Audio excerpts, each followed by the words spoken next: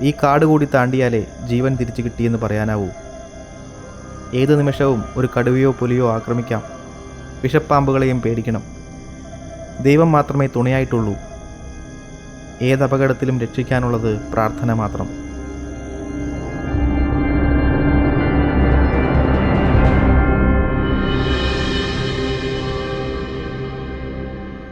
നടന്ന് കാതങ്ങൾ താണ്ടിയത് പൗലോസ് ചെമ്മാശൻ അറിഞ്ഞില്ല.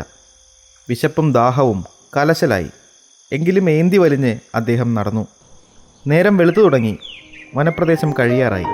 നാട്ടുവഴികൾ തെളിഞ്ഞു. അവിടെ ഇവിടെയായി ചെറിയ കുടിലുകൾ കണ്ടു തുടങ്ങി. ചെമ്മാശൻ ഒരു കുടിലിലേക്ക് ചെന്നു.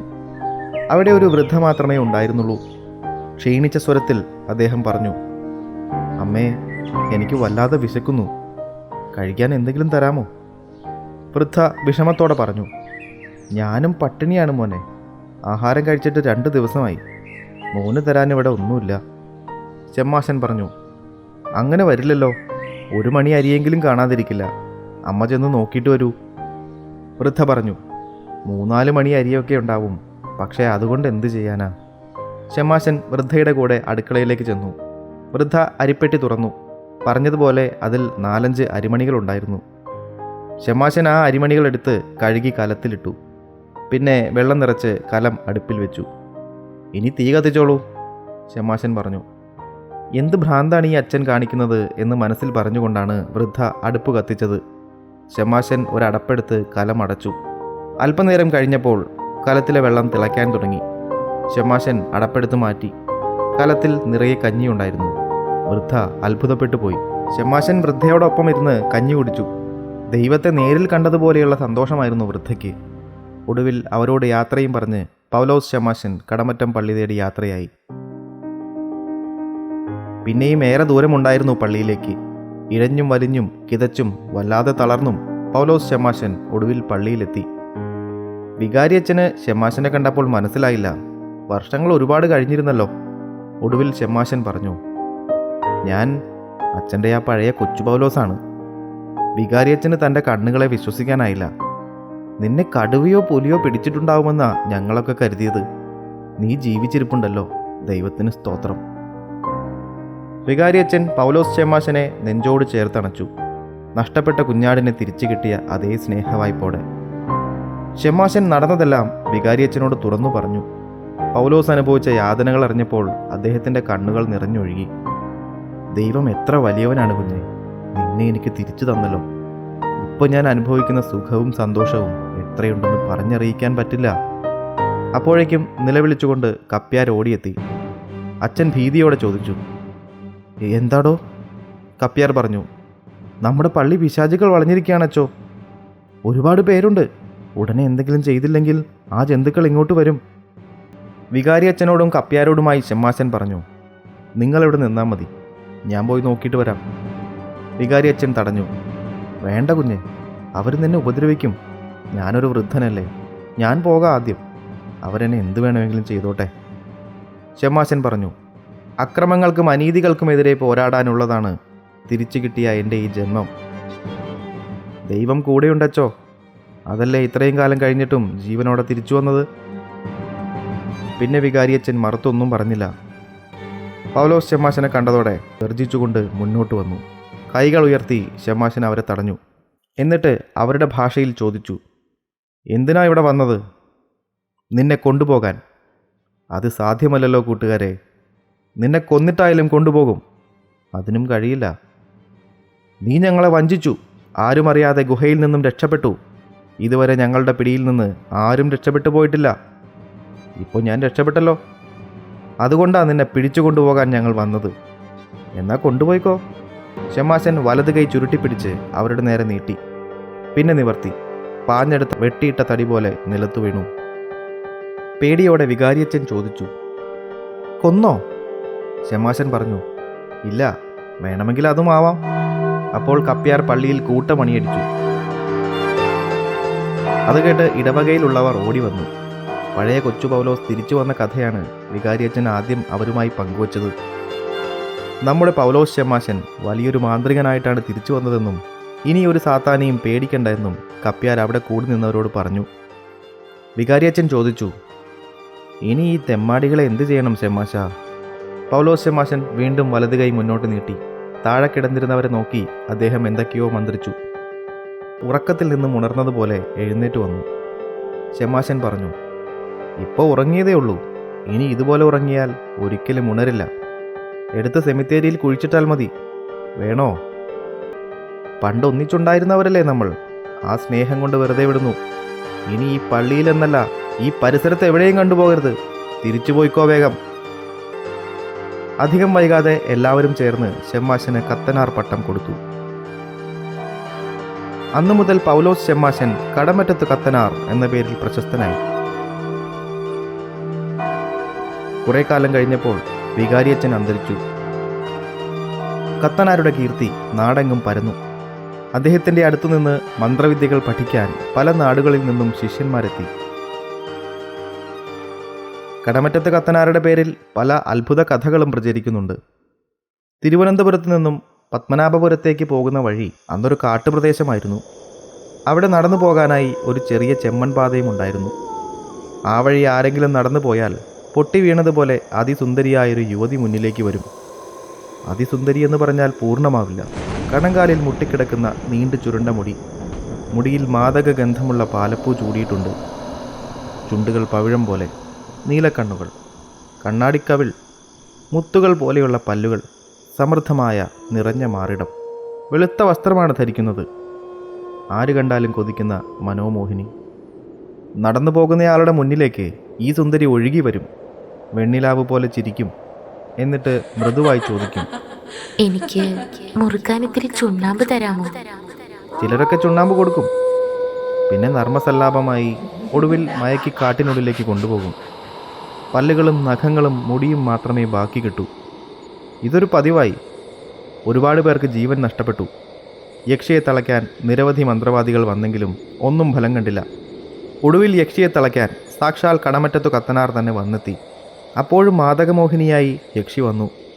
അദ്ദേഹത്തോടും അവൾ പതിവ് പോലെ ചോദിച്ചു, മുറുക്കാൻ ഇത്തിരി ചുണ്ണാമ്പ് തരാമോ? കത്തനാർ പുഞ്ചിരിയോടെ പറഞ്ഞു, അതിനെന്താ, തരാമല്ലോ. യക്ഷി ചുണ്ണാമ്പിനായി കൈനീട്ടി. കത്തനാർ ഒരു ഇരുമ്പാണി എടുത്ത് അതിൽ ചുണ്ണാമ്പ് പുരട്ടി യക്ഷിയുടെ നേരെ നീട്ടി. ഇതുപോരെ? ആണി കണ്ടപ്പോൾ യക്ഷിയൊന്ന് മടിച്ചു. കത്തനാർ പറഞ്ഞു, ചുണ്ണാമ്പാണ്, വാങ്ങിക്കോളൂ. യക്ഷി കത്തനാർ നീട്ടിയ ചുണ്ണാമ്പ് പുരട്ടിയ ഇരുമ്പാണി വാങ്ങി. അതോടെ അവൾ കത്തനാരുടെ ബന്ധനത്തിലായി. യഥാർത്ഥത്തിൽ കത്തനാർ ആ ആണി അവളുടെ കയ്യിൽ കൊടുക്കുകയല്ല ചെയ്തത്. അത് അദ്ദേഹം അവളുടെ ശിരസിൽ തറച്ച് മന്ത്രത്തിൻ്റെ ശക്തിയോടെ കീഴടക്കുകയാണ് ചെയ്തത്. യക്ഷിക്ക് ആണി കയ്യിൽ കൊടുത്തതായി തോന്നി എന്ന് മാത്രം. പിന്നെ ഒന്നും സംഭവിക്കാത്തതുപോലെ കത്തനാർ നടന്നു തുടങ്ങി. ഒരു ദാസിയെപ്പോലെ യക്ഷി അദ്ദേഹത്തെ അനുഗമിച്ചു. കത്തനാരുടെ പിന്നാലെ സുന്ദരിയായൊരു സ്ത്രീ നടന്നു പോകുന്നത് നാട്ടുകാരൊക്കെ ശ്രദ്ധിച്ചിരുന്നു. ചിലർ അദ്ദേഹത്തോട് ചോദിച്ചു, ആരാ കൂടെ? ദാസിയാണ്, കത്തനാരുടെ മറുപടി. കത്തനാരുടെ അകന്ന ബന്ധത്തിലുള്ള ഒരു വീട്ടിലേക്കാണ് അവർ പോയത്. അവിടെ വൃദ്ധയായ ഒരു സ്ത്രീ മാത്രമേ ഉണ്ടായിരുന്നുള്ളൂ. കത്തനാരുടെ കൂടെയുണ്ടായിരുന്ന യക്ഷിയെ കണ്ട് വൃദ്ധ ചോദിച്ചു, ഇവൾ ഏതാ കുഞ്ഞേ? എൻ്റെ ദാസിയാണ്. എന്തേ ചോദിക്കാൻ? വൃദ്ധ പറഞ്ഞു, എനിക്ക് പ്രായമായി, സഹായത്തിനാണെങ്കിൽ ആരുമില്ല. കുറച്ച് ദിവസം ഇവളെ ഇവിടെ നിർത്തിക്കൂടെ എൻ്റെ കൂടെ? കത്തനാർ പറഞ്ഞു, അതിനെന്താ, എനിക്ക് സന്തോഷമേ ഉള്ളൂ. കത്തനാർ സമ്മതിച്ചു. വൃദ്ധയ്ക്ക് സന്തോഷമായി. അന്ന് അവിടെ താമസിക്കാൻ അദ്ദേഹം തീരുമാനിച്ചു. വൃദ്ധ ആ യുവതിയെ യക്ഷിയാണെന്നറിയാതെ മകളെ പോലെ സ്നേഹിച്ചു. അവളുടെ നീണ്ട മുടി ചീകി ഒതുക്കി. അപ്പോഴാണ് വൃദ്ധ അവളുടെ നെറുകയിൽ ഒരാണി തറച്ചിരിക്കുന്നത് കണ്ടത്. വൃദ്ധ പറഞ്ഞു, അയ്യോ മോളെ, തലയിൽ ഒരാണിയുണ്ടല്ലോ, എന്താ അത്? യക്ഷി പറഞ്ഞു, അതൊരിക്കൽ വീണപ്പോൾ പറ്റിയതാ. താഴെ ഒരാണിയുണ്ടായിരുന്നു, ഞാനത് കണ്ടില്ല. അത് തലയിൽ തറഞ്ഞിരിക്കുകയാണല്ലോ മോളെ, ഊരിക്കളയാമായിരുന്നില്ലേ എങ്ങനെയെങ്കിലും? അമ്മ അതൊന്ന് ഊരിത്തരാമോ? അതിനെന്താ മോളെ? വൃദ്ധ ആ ആണി വലിച്ചൂരിയെടുത്തു. പെട്ടെന്ന് ഒരു അലർച്ച കേട്ടു. യുവതി കണ്ണടച്ച് തുറക്കുന്നതിനിടയിൽ അപ്രത്യക്ഷയായി. കത്തനാർ അപ്പോൾ അകത്ത് കിടന്ന് മയങ്ങുകയായിരുന്നു. വൃദ്ധയുടെ നിലവിളി കേട്ട് അദ്ദേഹം ചാടി എഴുന്നേറ്റു. എന്തുപറ്റി? കത്തനാർ ചോദിച്ചു. വൃദ്ധ നടന്നതെല്ലാം അദ്ദേഹത്തോട് പറഞ്ഞു. യക്ഷി പിടിയിൽ നിന്നും രക്ഷപ്പെട്ടു പോയി എന്ന് കത്തനാർക്കും മനസ്സിലായി. സമയം പാഴാക്കാതെ കത്തനാർ യക്ഷിയുടെ പിന്നാലെ പാഞ്ഞു. യക്ഷിയും വിട്ടുകൊടുത്തില്ല. കീഴടക്കാൻ കത്തനാരും പിടികൊടുക്കാതിരിക്കാൻ യക്ഷിയും കിണഞ്ഞു ശ്രമിച്ചു. യക്ഷി ഒരു പുഴയുടെ കരയിലെത്തി. പിന്നാലെ കത്തനാരുമുണ്ടായിരുന്നു. കത്തനാർ തൊട്ടടുത്തെത്തും മുൻപേ യക്ഷി ഒരു തോണിയിൽ കയറി പുഴയിലൂടെ നീങ്ങി. കത്തനാർ ചുറ്റും നോക്കി. യക്ഷി പുഴയിലൂടെ നീങ്ങുന്നത് അദ്ദേഹം കണ്ടു. ചുറ്റുവട്ടത്തെങ്ങും വേറെ ഒരു തോണി ഉണ്ടായിരുന്നില്ല. കത്തനാർ ഒരു മന്ത്രം ജപിച്ച് യക്ഷിയെ പുഴയിൽ തന്നെ സ്തംഭിപ്പിച്ചു നിർത്തി. പിന്നീട് അദ്ദേഹം ഒരു വാഴയില വെട്ടിയെടുത്ത് പുഴയിലേക്ക് എറിഞ്ഞു. പിന്നെ അതിൽ കയറി യക്ഷിയെ പിന്തുടർന്നു. വാഴയില ഒരു തോണി പോലെയായി. വളരെ പെട്ടെന്ന് തന്നെ കത്തനാർ യക്ഷി കയറിയ വെള്ളത്തിനടുത്തെത്തി. കത്തനാർ പിന്നാലെ വരുന്നത് കണ്ട് യക്ഷി പേടിച്ചു വിറച്ചു. കത്തനാർ തൂശനില വള്ളത്തിനോട് ചേർത്ത് നിർത്തി. യക്ഷിയോടായി അദ്ദേഹം ചോദിച്ചു, "നീ എവിടെ പോകുന്നു? എവിടെ പോയാലും പിന്നാലെ വരും ഞാൻ. രക്ഷപ്പെടാൻ സമ്മതിക്കില്ല." യക്ഷി പറഞ്ഞു, രക്ഷിക്കണം. ഇനി ഞാൻ ആരെയും ഉപദ്രവിക്കില്ല. അങ്ങ് അനുവദിച്ച ഇവിടെ എവിടെയെങ്കിലും ഇരുന്നോളാം. കത്തനാർ ചോദിച്ചു, "ഞാൻ എങ്ങനെ വിശ്വസിക്കും?" വിശ്വസിക്കണം. അങ്ങക്ക് ഇവിടെ വന്ന് നോക്കാലോ. ആരെയെങ്കിലും ഉപദ്രവിച്ചിട്ടുണ്ടെങ്കിൽ പിന്നെ എന്നെ തളയ്ക്കാലോ. യക്ഷിയുടെ വാക്ക് വിശ്വസിച്ച് കത്തനാർ അവളെ അവിടെ തങ്ങാൻ അനുവദിച്ചു എന്നാണ് ഐതിഹ്യം. അതാണത്രേ പരുമല യക്ഷി. കുഞ്ചമൺ മഠത്തിലെ വലിയ പോറ്റിയും കടമറ്റത്തു കത്തനാരും സുഹൃത്തുക്കളായിരുന്നു.